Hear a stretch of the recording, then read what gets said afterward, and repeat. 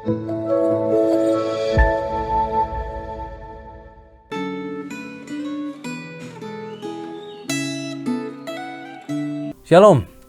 para pendengar dari Gema. Kita pada kesempatan ini berjumpa kembali dan kita akan bersama-sama untuk merenungkan dari Yesaya pasal 15 dan ke-16, dan Anda bisa membacanya terlebih dahulu dan kemudian kita akan merenungkannya bersama. Mari kita masuk di dalam doa.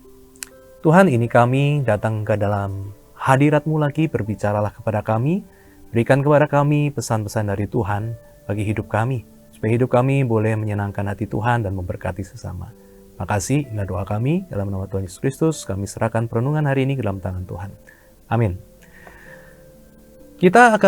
Saya akan membacakan dari pasal yang ke-16, ayat yang ke-6. Kami telah mendengar tentang keangkuhan Moab, alangkah angkuhnya dia, tentang kecongkakannya, keangkuhannya, dan kegemasannya, dan tentang cakap anginnya yang tidak benar. Nah, itu ada satu bagian yang menunjukkan kecongkakan atau kesombongan daripada bangsa Moab, dan kita melihat begitu banyak ya hukuman-hukuman dan kesedihan-kesedihan yang akan melanda bangsa Moab oleh karena mereka hidup di dalam kesombongan, ya khususnya kesombongan terhadap umat Tuhan Israel dan juga terhadap Tuhan sendiri. Nah, berbicara tentang Moab, itu kita melihat beberapa hal yang baik sekali kalau kita bisa mengerti, yaitu adalah bangsa Moab ini sebetulnya cukup terkait dengan bangsa Israel. Moab ada hubungannya dengan Israel oleh karena nenek moyang daripada bangsa Moab adalah Lot. Nah, Lot itu adalah keponakan dari Abraham yang adalah nenek moyang dari Israel. Jadi kita bisa melihat secara nenek moyang itu cukup terhubung. Abraham terus nanti menurunkan menjadi bangsa Israel. Abraham punya keponakan nanti kemudian juga menjadi bangsa Moab. Jadi sebenarnya ada sebuah hubungan yang cukup ya terhubung satu dengan yang lain. Lalu kita juga melihat ternyata salah satu raja paling terkenal di dalam Israel, yaitu Raja Daud, juga memiliki sebagian darah Moab. Oleh karena nenek buyut daripada Daud adalah seorang yang bernama Rut, dan Rut ini adalah orang Moab. Nah, jadi kita melihat ya bagaimana ternyata ada hubungan darah juga ya dengan raja paling terkenal dari Israel. Namun ternyata keterhubungan ini antara Moab dengan Israel tidak membuat hubungan keduanya itu menjadi lebih baik. Karena Moab itu ternyata terus-menerus dalam cerita yang ada di dalam perjanjian lama, mereka itu terus menolak, terus melawan akan bangsa Israel. Ya, jadi banyak tindakan-tindakan daripada bangsa Moab itu yang menunjukkan pertentangan atau melawan daripada bangsa Israel. Ya, termasuk yang terkenal adalah waktu dia itu memanggil seorang bernama Bileam untuk mengutuki bangsa Israel yang baru pulang, baru menuju ke tanah Kanaan dari Mesir. Ya, nah, kisah Bileam ini nanti terkenal ya waktu keledainya Bileam itu bisa bicara. Nah, itu yang terkenal di situ kan. Nah, tetapi Bileam ini diminta dibayar mengutuki ya secara supranatural supaya ada kutukan-kutukan dan kehancuran bagi Israel. Nah, jadi ada sebuah pertentangan antara bangsa Moab dengan bangsa Israel, dan itu terus terjadi begitu ya sampai kemudian itu memang bangsa Moab dengan bangsa Israel itu ya tidak boleh lagi ya untuk saling ketemu lagi ya. Tuhan bilang sudahlah, nggak usah, bangsa Moab nggak bisa masuk ke bangsa Israel begitu ya. Nah, itu sebuah pertentangan yang keras sekali sampai akhirnya seperti itu. Nah, tetapi hari ini kita akan melihat begitu ya ada dua hal penting yang bisa kita pelajari ya dari kehidupan Moab dan juga Israel. Nah, yang pertama adalah masalah kesombongan seperti yang tadi kita sudah baca, bahwa bangsa Moab itu angkuh dan congkak. Nah, yang menarik adalah bukan cuma Yesaya, karena Yeremia ternyata juga mengatakan hal yang sama dalam Yeremia pasal yang ke-48 bahwa Moab adalah bangsa yang angkuh dan congkak. Ya, kalau Yesaya sampai ke Yeremia itu kurang lebih ada jarak kurang lebih 100 tahun. Jadi ini memang sebuah sikap yang terus dimiliki oleh bangsa Moab.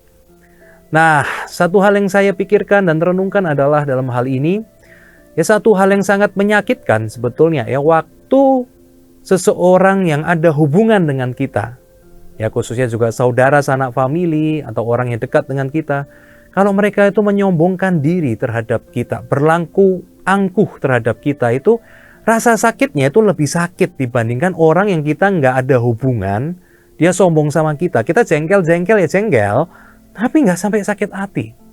Tapi saya banyak mendengar dalam pelayanan pastoral, kalau itu keluarga atau orang yang memang sudah hubungannya dekat sekali kayak sahabat, itu kemudian salah satu itu sombong, pongah, congkak, itu tuh sakit hati. Kita itu rasanya sakit hati. Mereka tuh merasa sangat tersakiti sekali. Mereka merasa sangat terhina. Mereka sangat merasa itu terbuang ya dari mereka, saudara-saudara mereka yang pongah dan congkak ini. Nah, oleh sebab itu hal pertama yang bisa kita lakukan setelah kita mendengarkan renungan ini adalah, yuk kita mencoba untuk tidak sombong terhadap sanak saudara kita, sanak famili kita, dan sahabat-sahabat terdekat kita. Kita berdoa, terus kita waspadai sikap kita. Nggak usahlah kita sombong-sombong untuk pencapaian kita, untuk apa yang kita miliki, untuk posisi kita, mungkin untuk hal-hal baik yang terjadi dalam hidup kita ya. Mari kita jaga jangan sampai kita sombong. Ya kalau cerita, ngobrol ya pasti keluar, kan itu realitas gitu ya, mungkin terjadi ya. Tapi nggak perlu kita menyombongkan, kita membandingkan, kemudian kita merendahkan ya orang-orang terdekat di sekitar kita. Karena sebetulnya itu akan sangat menyakitkan sekali buat mereka. Artinya adalah ya kalau kita menyakiti orang lain ya kita nggak jadi berkat, dan berarti kita sudah jatuh ke dalam dosa. Tapi kalau kita tidak menyakiti hati mereka, berarti kita sudah menjadi berkat, dan itu akan dinilai oleh Tuhan sebagai sesuatu yang baik. Oleh sebab itu, marilah ya kita menjaga sikap kita, jangan kita menyakiti ya orang-orang yang dekat dengan kita karena kesombongan kita. Nah, tentu aja kita kadang-kala kan mau dipuji, ya kita kadang-kala juga mau disanjung begitu. Nah, itu sih boleh-boleh aja ya, kita mau sharing apa ya, tapi kita belajarlah sebagai seorang manusia ya, lebih berbijaksana ya, lihat muka mereka, lihat sikap mereka ya. Kalau mereka masih bisa ngobrol ketawa-ketawa ya mungkin kita cerita ya tentang hal-hal yang lebih dari kita ya nggak apa-apa ya gitu. Tapi kita kan bisa baca kalau mereka mulai nggak nyaman ya, atau mereka kemudian mulai ngobrol-ngobrol di belakang apa, nah kita sadar mungkin ada hal-hal yang menyakiti hati mereka gitu ya. Jadi mari kita perhatikan hal itu. Nah, yang kedua adalah dalam kehidupan kita ya, mari kita sadar yang namanya kesombongan itu berat. Kesombongan itu berat. Kenapa? Karena kesombongan itu berarti Anda harus terus menjaga diri Anda itu di atas. Karena harus sombong, gitu kan. Kalau Anda mau kelihatan di atas, Anda harus Anda harus terus berusaha. Makanya saya bilang sombong itu berat, usahanya berat, ngangkat terus. Lebih parah adalah kalau kondisi Anda nggak di sini, kondisi Anda di sini, tapi Anda mau tetap sombong, maka Anda harus mencari cara ngomong, menampakkan diri supaya tetap di atas. Itu usahanya berat banget. Gitu. Nah, oleh sebab itu, firman Tuhan mengatakan kebenaran itu harusnya membebaskan kamu. Ya, the truth set you free. Harusnya kita bebas, sukacita, damai, sejahtera. Nah, oleh sebab itu jujur, ya apa adanya kadang-kala memang tidak menyenangkan. Jujur dan terus terang itu juga berat. Tapi cuma berat di depan. Ya, setelah kita menyatakan, oh kondisi saya di sini. Ya, kadang-kala kondisi saya di sini. Kita nggak sombong, kita jujur apa adanya. Kadang-kala berat, kita kadang malu. Kadang-kala kita merasa terhina. Kadang-kala kita juga, aduh kenapa begini ya, gitu ya. Tapi setelah ini berjalan, kita itu menjadi bebas sebenarnya. Kita nggak lagi perlu nutupin diri kita pakai topeng apa, kita nggak perlu ngangkat diri kita supaya bisa di atas nampaknya. Kita bebas, ya udah saya begini apa adanya. Pertama mungkin malu, pertama nggak enak, tapi lama-lama orang sudah ngerti, oh ya kamu kondisimu begitu. Dan kita juga udah nerima, ya sudah kondisinya begini. Bebas kita. Bahkan waktu kita kemudian mendapatkan kenaikan, ya sudah apa adanya. Orang akan dengan otomatis muji kamu, wah kamu naik promosi, aduh kamu dapat berkat begini ya. Nggak perlu sombong lagi, orang lain yang sudah tahu kondisi saya dulu begini, apa adanya. Kamu sekarang lihat begini, ya puji Tuhan. Saya nggak perlu sombong lagi ya, kamu yang menghargai saya puji Tuhan. Saya apa adanya. Nah, bebas. Nah, Bapak, Ibu, saudara-saudari, yuk kita bebas yuk. Bebas. Jangan sampai kesombongan itu jadi beban berat yang kemudian membebani kita, jadi dosa buat Tuhan, di mata Tuhan. Ya, jadi kutuk juga buat orang, jadi kutuk buat diri kita, kita lepasin ya kesombongan. Ya, mari kita hidup dalam damai sejahtera Tuhan. Ya, percaya, serahkan segala hidup kita kepada Tuhan seperti yang ditulis Yesaya 16 ayat 4 sampai 5. Ya, kondisi kita apapun juga, marilah ya kita datang kepada Tuhan seperti Moab dibilang, datanglah kepada Israel. Di situ ada kasih setia, di situ ada hakim yang menegakkan keadilan dan melakukan kebenaran. Nggak usah takut, apa adanya, datanglah ke hadirat Tuhan. Kiranya Tuhan berkati kita. Mari kita berdoa.